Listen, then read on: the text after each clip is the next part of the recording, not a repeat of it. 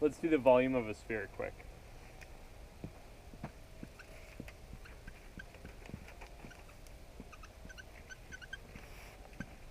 Okay, I'm really hoping that this suggests some coordinate system to you.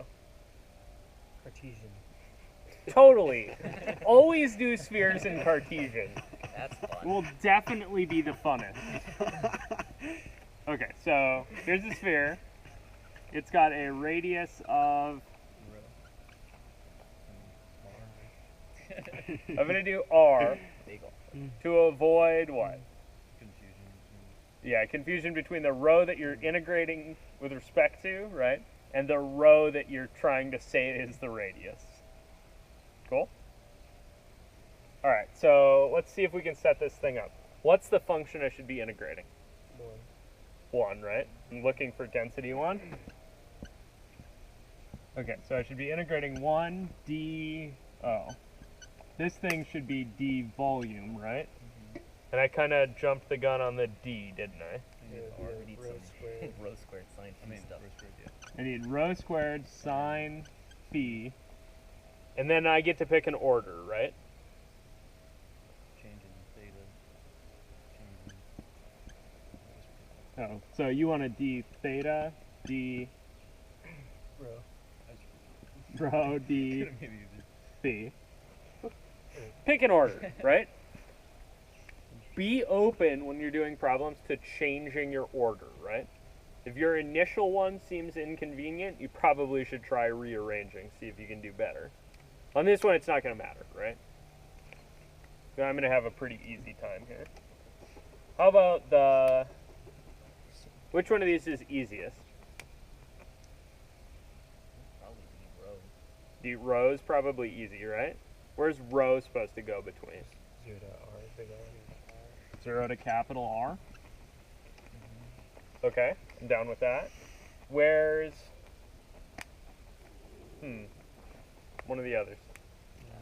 Theta would be 0 to 2 pi, right? Theta goes all the way around, right? Okay, so that's this inner one goes from 0 to 2 pi. And then phi would go 0 to pi. Yeah. 0 to pi, because It's definitely 0, right? yeah. And then if I go to, so I'm starting off the positive z, right? So I go halfway down. All pi over 2. Wait, it'd be pi. wait, no, halfway down's pi over 2. and then Halfway down's pi over 2, then right? another So pi. what's that going to get me? It's a semicircle. Yeah, it's going to be a half sphere, right? Yeah, 180 yeah, degrees. yeah. Because I've got, right? I've got 0 to 2 pi, right? That swings all the way around. I've got from 0 out to r, so that's going to get me all the inside. So we need to go to pi. But I still can't get to the bottom. So I need to run phi to pi, right? 0 to pi to get to the bottom. Do I need to run from 0 to 2 pi with phi? That'd be That just becomes 0. Not only redundant, but would in fact double the volume. double your volume, right? Because you get the same stuff from the other half, right? You'd count all the volumes twice. That sphere became really dense all of a sudden. Yeah, in fact, density 2, right? Okay, so how do I do this? Yeah, just integrate, right? Yeah. Okay, so you're going to get the integral from 0 to pi, the integral from 0 to capital R.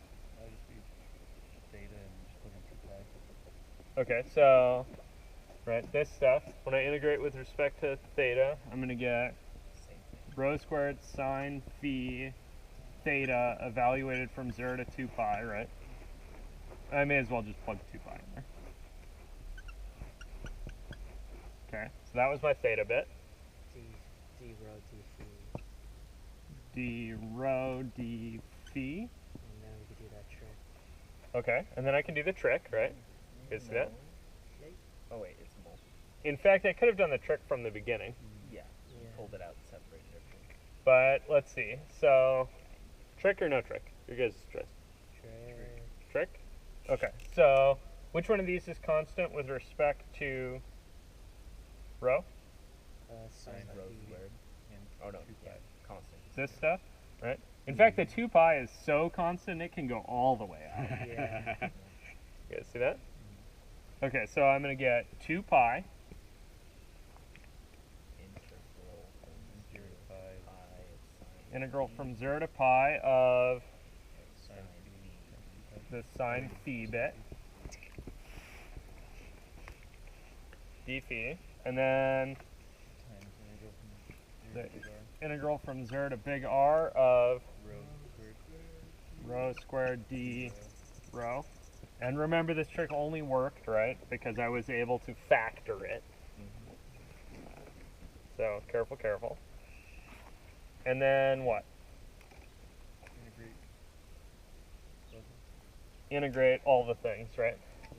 So I got 2 pi. How much area is there under sine from 0 to pi? Negative cosine. You guys, It's a half. Oh.